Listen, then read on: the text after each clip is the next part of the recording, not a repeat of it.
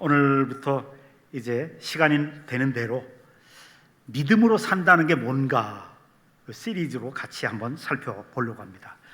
우리는 흔히 믿음으로 살면 된다, 믿음대로 된다, 이런 이야기를 참 많이 하죠. 근데 우리 그리스도인들이 이 믿음으로 산다, 이 참 애매하고 잡힐 듯 잡히지 않는 개념이 믿음으로 산다는 이야기예요. 보일 듯 보이지 않는 것, 들릴 듯 하면서 들리지 않는 말이 이 믿음으로 산다. 그래서 믿음으로 산다는 게 뭔가를 좀 구체적으로 한 분야씩을 함께 살펴보려고 합니다. 믿음으로 산다는 것은 내 짐을 맡기는 것이다. 오늘 시편 55편의 말씀 그대로입니다. 오래전에 어느 나라에서 지금으로선 상상치도 못할 일들을 한번 벌인 적이 있어요. 어느 나라에서 있었던 일입니다. 사형수 2명이 있었습니다. 부모도 친척도 없는 2명의 사형수. 이제 사형 집행일이 가까이 왔을 때 그 나라에서 가장 유명한 의료기관에서 정부의 허락을 받고 사형수들이 사형당할 때 이 2사람에게는 다른 사람들 사형 집행하는 것과는 전혀 다른 그런 방법으로 사형을 집행했다고 그래요.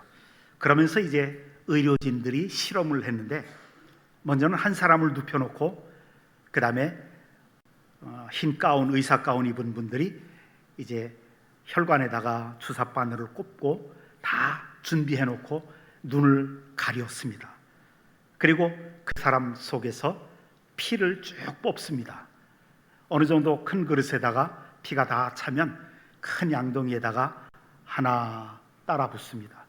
또 조금 있다 피가 차면 또 따라 붓습니다. 2, 3, 4.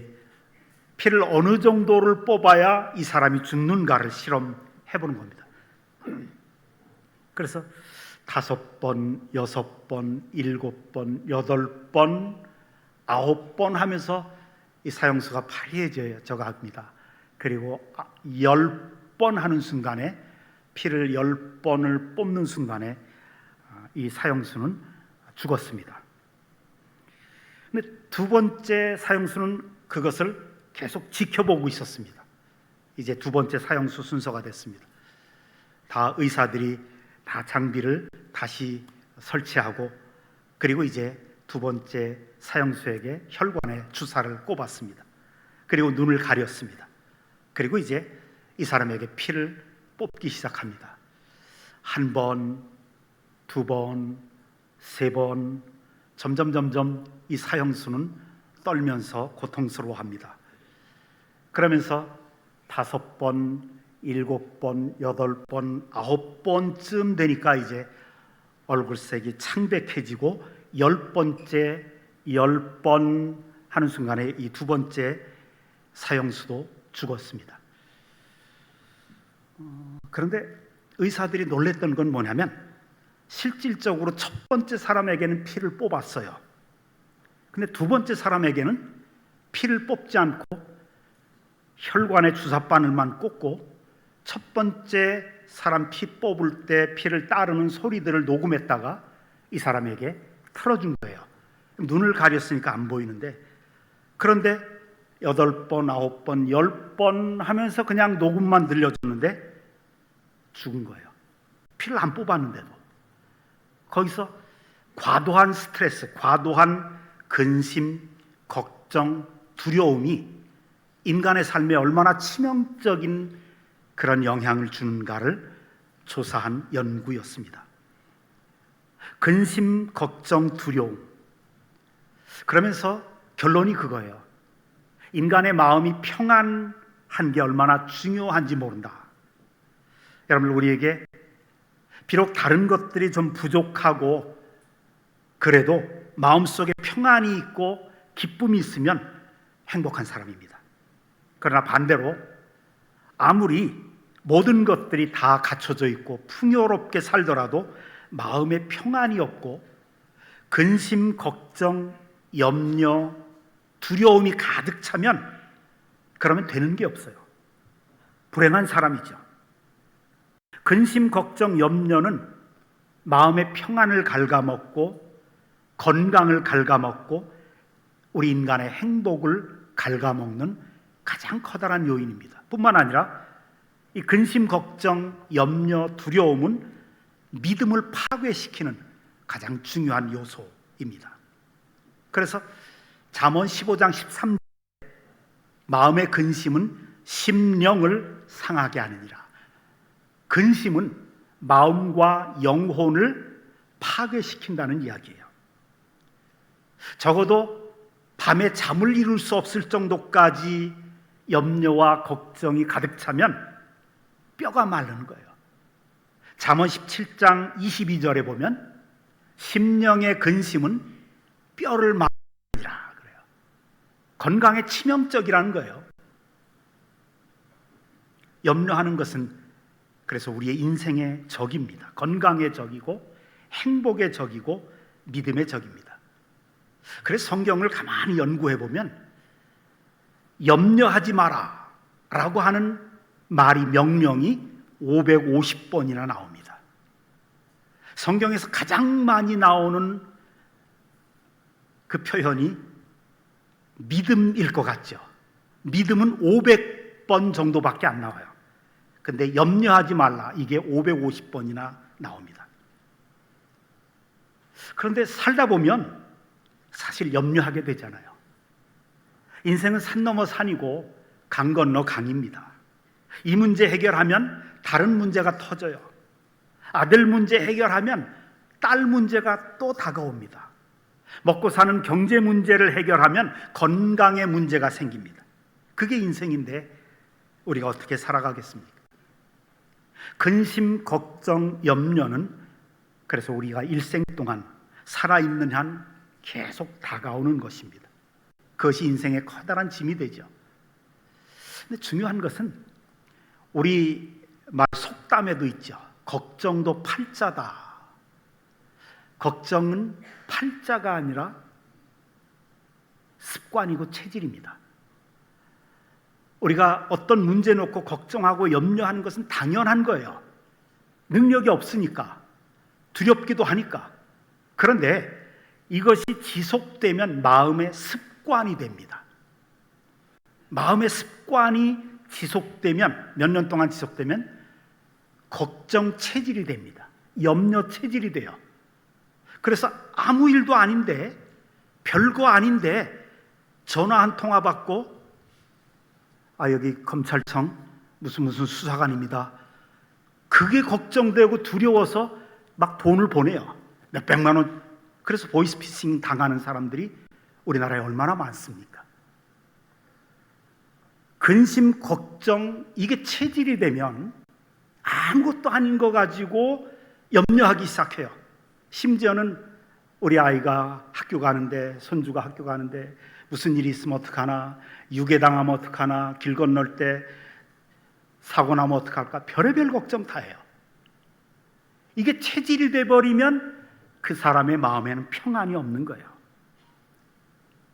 인생의 짐이 무거워서도 염려와 걱정이 되긴 하지만 이걸 컨트롤하지 못하면, 그러면 그것이 체질이 되면 운명 자체가 꼬이기 시작합니다.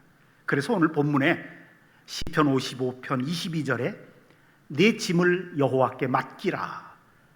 그가 너를 붙드시고 의인의 요동함을 영원히 허락하지 아니하리라.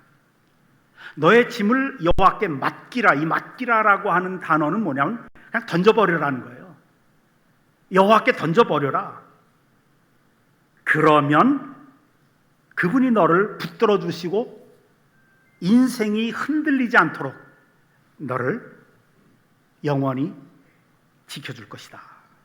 저는 이 말씀, 내 짐을 여호와께 맡기라, 이 말씀 읽을 때 늘 제가 선교 현장에서 선교사 시절에 종종 이용했던 우리 아프리카 콩고의 공항에 있는 짐꾼, 저하고 참 친하게 지나고 그랬던 짐꾼, 그 친구 이름이 로베르라고 하는 친구예요. 아주 건장하고 청년인데 늘 웃는 얼굴이에요. 그래서 제가 가끔가다 만나면 용돈도 주기도 하고, 또 그래서 그 아프리카 콩고는 이제 질서가 없어가지고 지금은 뭐 그렇지 않을 거예요. 옛날에는 비행기에서 내려서 우리하고는 달라요. 그냥 활주로를 걸어 나와야 돼. 비행기 승객들이 쭉 걸어오면 이미 이제 짐이 나와서 이미 일반인들, 짐꾼들이 다 짐 컨베이어 돌아가는 곳에 다 와서 있어요. 그러니까 여행객들이 자기 짐을 찾기가 너무 힘들어요. 사람이 많으니까. 그러니까 짐꾼들은 막 수십 명 짐꾼들이 자기가 들어주겠다고. 그러니까 하루 벌고 하루 먹어서 먹는 친구들이니까. 근데 그 중에서 이 로베르라고 하는 친구는 쟤를 딱 보면 제가 누군 줄 아니까 파스텔 세모아, 저 로베르예요. 저 목사님 저 여기 있어요. 그럼 제가 그 친구 발견하고 로베르 세티시 일로 와. 프랑메 바가스. 그래 이제 짐 가져가라 그러면 짐표 주면 거기서 일일이 다 짐을 찾아가서 몇 개나 되든지 간에 그 건장한 친구가 뭐 등에 매기도 하고 들기도 하고 그 짐들을 다 갖다가 이제 제가 차 타고 있는 그 차 앞에까지 딱 갖다 놔요. 그 친구에게 로베르에게 맡기면 돼요. 그러면 아무 걱정 없이 나는 편안하게 걸어서 나오면 되더라고요. 오늘 본문에 보면 우주의 왕이신 하나님이, 천지를 지으신 전능하신 여호와 하나님이 자신을 한없이 낮추어서 이 땅에 역사의 한 귀퉁이를 뚫고 들어오시면서 가장 낮은 곳 마국간의 말구유, 말밥통에서 태어나셨어요. 그분이 예수 그리스도잖아요. 하나님이 자신을 낮춘 그 성육신이, 우리는 은혜고 우리는 축복이지만 하나님은 자신을 낮춘다는 게 얼마나 고통스러운 거예요. 그 말밥통에서 태어나신 그 주님이 우리의 모든 죄를 지시고 십자가에 달려 죽으시면서 우리를 하나님 자녀로 삼으신 거예요. 죄 용서하시고 심판에서, 저주에서, 재앙에서 구출해 주시고 하나님 자녀로 살아가게 하시면서, 또 이것도 하나님이 우리가 살아가면서 건강에 맞고 사업이 휘청거리면서 두들겨 맞고 사람들에게 치이고 너무 힘들게 살아가니까 하나님의 자녀된 우리를 위해서 친히 짐꾼으로 낮아지신 거예요. 그 전능하신 하나님이 짐꾼처럼 낮아지셔서 너의 짐을 나에게 맡겨라. 그러면 내가 네 인생을 붙잡아주고 책임져 주겠다. 이리 말씀하시는 거예요. 내 짐을 여호와께 맡기라.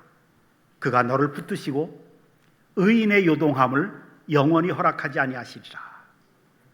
자신의 그 전능하신 하나님의 권위 다 내려놓고 우리의 짐꾼처럼 맡기기만 하면 그 많은 인생의 짐들, 자녀들로 인한 짐, 가정의 짐, 먹고 사는 문제, 사고, 병, 건강의 짐, 이런 모든 짐을 나에게 맡기기만 해라. 그래서 오늘 찬양했죠. 근심 걱정 무거운 짐 우리 주께 맡기세. 우리 6.25 한국 전쟁 직후에 어떤 미국 선교사님이 자기 집차를 몰고 시골길을 가고 있었습니다. 근데 시골길을 가는데 저 앞쪽에 어떤 아주머니가 머리에 큰 짐을 지고 낑낑거리면서 그 떼약볕에서 걸어가고 있는 모습을 보고 마음이 짠했어요. 그래서 도와줘야 되겠다. 그 옆에 차를 세우고 아주머니 어디 가세요? 서투른 한국어로 물어봤어요. 그랬더니 아주머니가 저기 어느 마을에 갑니다. 근데 선교사님이 거기까지는 안 가는데도 그래요. 그럼 잘 됐네요. 방향이 같으니까 제가 거기까지 태워다 드릴게요. 타세요. 그래서 이제 전도도 할 겸 이분을 태웠어요. 뒤에다 태웠는데, 그리고 이제 한참 가다가 이제 하나님에 대해서 얘기해야 되겠다. 백미러로 딱 보니까 그분이 뒤에 앉아서 머리에 큰 짐을 계속 이고 있는 거예요. 그래서 아주머니 그 짐을 내려놓으시죠. 그랬더니 이 아주머니가 그렇게 얘기를 해요. 군뱅이도 낯짝이 있죠. 저를 태워주신 것만 해도 너무 고맙고 감사한데 어떻게 이 짐까지 여기다 내려놓습니까? 그냥 괜찮습니다. 선교사님 괜찮습니다. 그랬다고 하는 게 선교 역사에 보면, 한국 선교 역사에 보면 그런 이 에피소드가 나와요. 근데 그게 꼭 우리의 모습 같아요. 주님이 십자가에서 내 죄, 내 허물 다 용서하시고 저주와 심판과 지옥에서부터 구원시켜 주셨고, 나 같은 사람을, 나 같은 죄인을 예수 십자가의 보혈로 다 덮어주셔서 너는 의인이라고 인정해 주시고 하나님 자녀로 삼아주시고, 그것만 해도 감사한데 복잡하고 지저분한 내 개인 문제, 먹고 사는 문제, 내 건강의 문제, 이 정말 비비 꼬여져 있는 내 인간관계의 문제, 이런 문제까지 하나님 앞에 기도해야 되느냐, 이런 사소한 것까지. 그런데 주님은 그것을 보시고 너무 안타까워하신 거예요. 우리가 우리 자녀들, 우리 손주들이 뭐 막 울고 떼쓰면 그거 아무것도 아닌데 그 1,000원짜리 하나 내서 장난감 하나 사주면 되는데 걔한테는 큰 문제라고요. 그럼 우리의 부모의 입장에서도 그 문제는 아주 큰 문제예요. 아무것도 아닌 문제가 아니라고요. 우리가 하나님 앞에서 생각할 때 아무것도 아닌 문제지만 내 자식의 문제, 딸의 문제, 아들의 문제, 앞길이 열려야 되고 만남의 복을 받아야 되고, 그런데 하나님에게는 그게 가장 큰 문제라고요. 왜? 나의 문제니까, 내 자녀의 문제니까. 그래서 이사야 41장 10절에 이렇게 말씀하시죠. 두려워하지 말라. 내가 너와 함께함이라. 놀라지 말라. 나는 네 하나님이 됨이라. 내가 너를 굳세게 하리라. 참으로 너를 도와주리라. 어떻게 도와줘요? 날마다 우리의 짐을 져주시면서 도와주신다고요. 너의 짐을 나한테 맡기기만 하면 내가 그 짐을 들고 가겠다. 오늘 베드로전서 5장 7절에도 너희 염려를 다 주께 맡기리라 그래요. 왜냐? 그분이 너를 돌봐주시기 때문이다. 하나님이 나를 돌봐주시겠다고 그래요. 이렇게까지 말씀하셨는데, 우리는 하나님 생각할 때마다 무서워요. 무슨 일만 생기면 꼭 내가 지은 죄 때문에 벌 받는 것 같고, 하나님은 조그만한 내가 죄를 지어도 그냥 징계하시고 때리시고 기도응답 안 해주시고 축복 안 내려주시고 그런 하나님처럼 느껴져요. 그게 바로 사탄의 속삭임이거든요. 하나님을 무서운 하나님으로 생각해요. 하나님은 가장 좋은 것으로 우리를 채워주시고 우리에게 필요한 것들을 우리에게 주신 하나님, 은혜의 하나님입니다. 은혜의 하나님이란 뜻이 뭐예요? 은혜가 뭐예요? 은혜란 받을 자격이 없는 사람에게 주시는 하나님의 호의, 하나님의 사랑을 말합니다. 자격이 안 돼요. 축복받을 자격이 안 돼요. 이렇게 살아가지고는 내가 죄를 짓고 아직 죄 회개하지 못한 것들도 있는데 자격이 안 돼요. 기도응답 받을 자격이 안 된다고요. 그런데 은혜의 하나님이란 뜻은 뭐냐면 자격이 안 되는 사람에게, 자녀에게 베풀어 주신 하나님의 축복을 말하는 거예요. 하나님은, 우린 그러잖아요. 살아가면서 내가 죄를 좀 짓고 자꾸 며칠 동안 죄 지으면 내 기도가 응답이 안 될 것 같아요. 그런 하나님입니까? 어떤 분은 또 그렇게 가르치는 분도 있어요. 또 그렇게 느끼고 내일 죄책감이 있으면 내 기도가 응답이 안 될 것 같고 주님과 나와의 그 축복의 통로, 응답의 통로가 막히는 것 같고, 물론 어떤 죄들은 그런 죄도 있어요. 그러나 거의 대부분은, 여러분들, 하나님이 우리를 기도 응답해 주시는 이유는 우리가 하나님 앞에 지은 죄들을 다 회개했기 때문이 아니에요. 회개하지 못했어도 은혜의 하나님이기 때문에 자격이 없는 우리에게 기도 응답해 주시는 거예요. 이 세상에 누가 자신이 지은 죄를 다 고백하고 회개할 수 있는 사람이 누구예요? 부지중에 짓는 죄도 있고, 특별히 모르고 짓는 죄가 얼마나 많습니까? 나는 죄 아닌 줄 알고 모르고 지었어요. 이게 독약인데, 이게 독약인지 몰랐어요. 그런데 마셨어요. 그럼 안 죽습니까? 모르고 독약 마셨다고 모르고 마셨으니까 안 죽습니까? 아니라고요. 우리가 죄를 지었어도 죄인지도 모르고 짓는 죄들이 이 세상에 얼마나 많은데, 살아오면서 우리가 깨끗하게 주님으로부터 기도 응답 받고 축복을 받을 만큼 깨끗하게 회개하면서 살아가는 사람 아무도 없어요. 그래서 요한일서 1장 9절에 보면 잘 읽어보세요. 만일 우리가 우리 죄를 자백하면 그분은 미쁘시고 의로사 우리 죄를 사하시며, 여기까지 생각해 보려면 모든 불의에서 우리를 깨끗게 하실 것이요, 죄를 용서하실 뿐만 아니라 모든 불의, 이건 뭐냐면 부지 중에 짓는 죄, 모르고 지은 죄, 난 회개할 필요가 없다라고 생각한 모르고 지은 죄들, 그 모든 불의에서 우리를 깨끗하게 하신다는 거예요. 그래서 은혜의 하나님은 자격이 안 돼요. 축복받을 만한, 저렇게 살아가지고는, 저렇게 신앙생활에서는 저렇게 열심도 없고 그래서는 자격도 없어요. 그런데 하나님은 축복해 주시는 은혜의 하나님이라는 거예요. 설령 내가 죄를 지어서 그 죄가, 하나님이 어떤 은혜냐면 그 죄가 내 삶 속에 나중에 나쁜 열매를 맺는 것을 막아주신 하나님이라고요.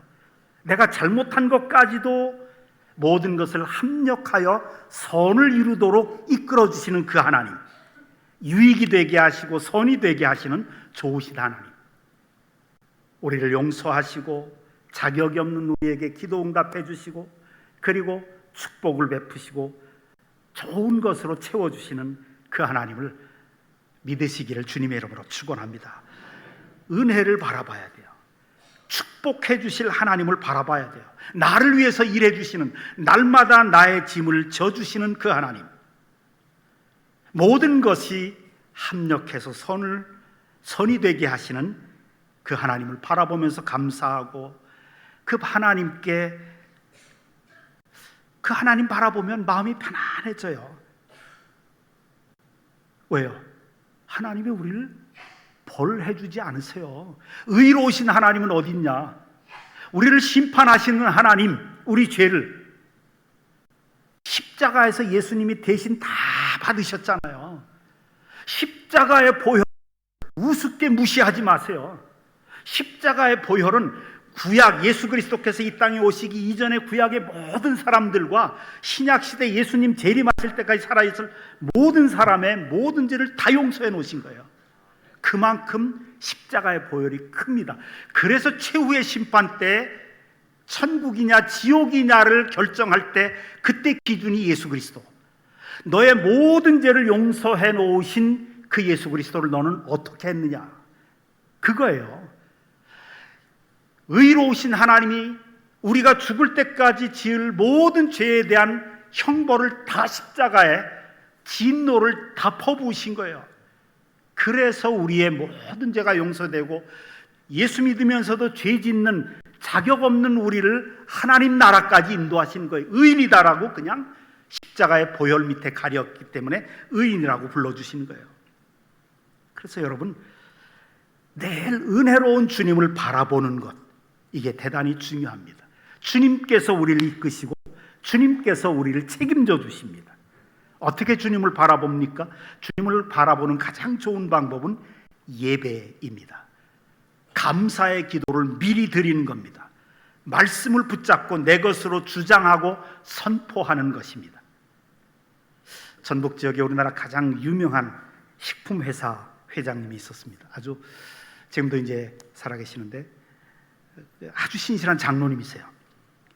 근데 그 장로님의 아들이 이제 잘생기고 명문대학 다녔다고, 다니다가 이제 군에 입대했는데 첫 휴가를 나왔어요. 이 아들이 자기 아버지 차를 몰고 이제 신나게 고속도로를 달리 큰 자동차 사고를 당합니다. 그래서 병원에 실려가는데 결국 깨어나지 못하고 식물인간이 돼버렸어요. 의사들은 도저히 이제 가망이 없고 어떻게 할 바를 모른다고 그래요. 근데 자신이 섬기는 교회 담임 목사님이 병실에 신방 와서 예배 드리는데 그 예배를 인도하는데 요한복음 5장 25절의 말씀을 주셨어요. 진실로 진실로 너희에게 이르노니 죽은 자들이 하나님의 아들의 음성을 들을 때가 오나니 곧 이때라. 듣는 자는 살아나리라. 아주 신앙이 좋은 이 장로님이 이 말씀이 마음속에 다가오는 거예요. 죽은 자들이 하나님의 아들의 음성을 들을 때가 오나니 곧 이때라. 듣는 자는 살아나리라. 죽었던 나사로도 주님의 음성을 듣는 순간에 살아났는데 내 아들 비록 식물인간이지만 아직 죽지 않은 내 아들도 하나님의 음성을 들으면 얼마든지 살아날 수 있지 않겠느냐, 이 마음이 들은 거예요. 그래서 이 요한복음 5장 25절을 붙잡고 날마다 자기 아들의 귀에 대고 이 말씀을 수십 번씩 큰 소리로 읽어줍니다. 제발 주님의 음성으로 듣고 깨어나라고. 죽은 자들이 하나님의 아들의 음성을 들을 때가 오나니 듣는 자는 살아나리라. 한 달, 두 달, 날마다 가서 이 말씀을 읽어줬습니다. 80일이 지나고 85일이 지나고 86일이 지나도 아무런 미동도 안 해요. 그냥 식물 상태에서 의식이 없어요. 그런데 87일째 되는 날, 이 장로님이 큰 소리로 이 말씀을 듣는 자는 살아나리라 말씀을 읽었는데 갑자기 그 아들이 눈을 뜨더래요. 그러면서 아멘 하더래요. 그리고 의사들이 놀라서 와서 이건 기적이라고, 도저히 의술로는 설명할 수 없는 기적이 일어났다고 그래요. 이 장로님은 예배 때 주신 그 말씀 붙잡고 그 말씀을 입으로 시인하고 주장하고 선포를 계속 해나갔더니 그 말씀대로 듣는 순간에 살아나는 역사가 나타난 겁니다. 여러분, 저와 여러분의 많은 문제들, 아무리 큰 문제라도 하나님이 도와주지 못하실 문제는 없습니다. 하나님이 반드시 모든 것을 합력해서 선이 되게 하시고 유익이 되게 해 주십니다. 그래서 여러분, 가능한 의도적으로, 의지적으로 감사와 찬송을 많이 하십시오. 시편 68편 19절에 날마다 우리 짐을 지시는 주, 곧 우리 구원이신 하나님을 찬송할지로다 그래요. 날마다 우리 짐을 져주시는 주님 찬송하라. 주님이 날마다 우리 짐을 져주시는데 그 감사하고 찬송해야 되지 않습니까? 하나님 안 보이지만, 지금 내 상황이 절망적이지만 날마다 내 짐을 져주시는 그 하나님이기 때문에 우리가 감사하고 찬양하면 하나님이 기뻐하십니다. 하나님이 그렇게 말씀하시죠. 감사로 하나님께 제사를 드리며 환난 날에 나를 부르라. 내가 너를 건지리라 그래요. 감사로 제사를 드리는 자가 나를 영화롭게 하나니 내가 하나님의 구원을 보이리라. 감사를 많이 하면 그것이 하나님을 영화롭게 하고, 찬양을 많이 하면 환난의 날에 그 감사와 찬양을 받으셨던 그 하나님이 우리를 건지신다는 약속입니다. 한번 생각해 보세요. 우리 인간관계 속에서 내가 누군가를 자꾸 도와줬어요. 그래서 좋은 일 해주고 도와주고 전폭적으로 밀어주고, 그럼 일이 다 끝난 다음에 그 사람이 고맙습니다. 목사님 고맙습니다. 집사님 고맙습니다. 고맙다고 우리에게 인사 한마디라도 하면 마음이 얼마나 기쁘고 즐겁습니까? 그런데 아무리 도와줬어도, 전폭적으로 밀어줬어도 고맙다는 말 한마디 안 해요. 당연하게 알아들어요. 그럴 때 어떻게 했어요? 좀 섭섭하잖아요. 좀 괘씸하기도 하잖아요. 내가 그렇게 도와줬는데, 어떤 분은 그래요. 그걸 꼭 말로 해야 되나? 그냥 눈만 봐도 이심전심 통하지. 통하긴 뭐가 통해요? 안 통하더라고요. 부부지간에도 안 통해요. 부부지간에도. 그러니까 날마다 우리 짐을 져주시는데, 눈 뜨고 걸어 다니는 것도 감사하고, 밥을 먹을 수 있다는 것도 감사하고, 소화시킬 수 있는 것도 감사하고, 모든 게 감사한데, 날마다 그 감사한 그 주님이 나를 도와주시는데 고맙다는 말 한마디 안 하면, 그래서요, 우리 기도 생활 중에서 평소에 감사를 좀 많이 해야 돼요. 그렇게 날마다 도와줬는데 감사 한마디 없이 맨날 달라, 주시옵소서, 주시옵소서. 안 믿어지니까 믿습니다 그러고 그러잖아요. 감사를 계속하면 하나님 좋은 아내 주셔서 감사합니다. 밥 먹을 수 있게 해서 감사합니다. 찬물도 마실 수 있게 해서 감사합니다. 그러면 하나님이 그래 알았다. 내가 네 병 고쳐줄게. 미안해서라도. 어느 날 제 아내가 갑자기 뜬금없이 문자를 보냈어요. 제 사무실에 있는데 여보, 난 당신을 주신 하나님께 너무 감사해. 그 깜짝 놀라서 물음표를 쫙 보냈더니 무슨 일이야? 무슨 일 있어? 깜짝 놀랐죠. 아니야, 생각해보니까 당신이 너무 잘생겼어. 설교도 잘하고 목소리도 좋고. 자꾸 칭찬하고 고맙다고 그러더라고. 그래서 할 수 없이 전화기를 딱 열고 은행 구좌로 들어가서 거액의 수십만 원을 보냈어요. 달라는 소리도 안 했는데, 감사라는 것은 우리가 환난을 당했을 때 환난을 이겨낼 수 있는 가장 좋은 방법이 감사를 자꾸 하는 거예요. 좋은 일이 있을 때 감사를 많이 하면 그 좋은 일이 더 좋은 일로 계속 생기는 거고요. 여러분, 내 인생의 주인이 누구십니까? 이게 중요합니다. 주인이 책임을 지는 거예요. 종이 책임지는 게 어디 있습니까? 내가 내 인생의 주인이면 내 짐은 내가 져야 돼요. 그런데 내 인생의 주인이 주님이라면 주님이 책임져야죠. 내 가정, 내 자녀, 내 사업, 내 일, 내 장사, 주님이 내 인생의 주님이신데 하나님이 주인이시라면 하나님이 책임져 주시는 거예요. 그러면 내 가정, 내 사업 모든 일들을, 내 노후 생활까지 모든 짐들을 하나님께 그냥 맡겨버리면 돼요.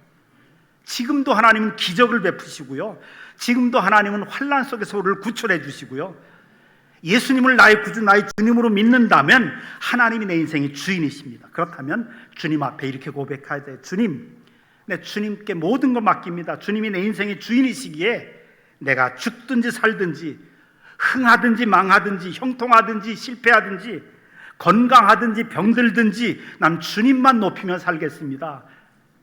주님, 제 문제 주님의 것이오니 주님이 알아서 해주십시오.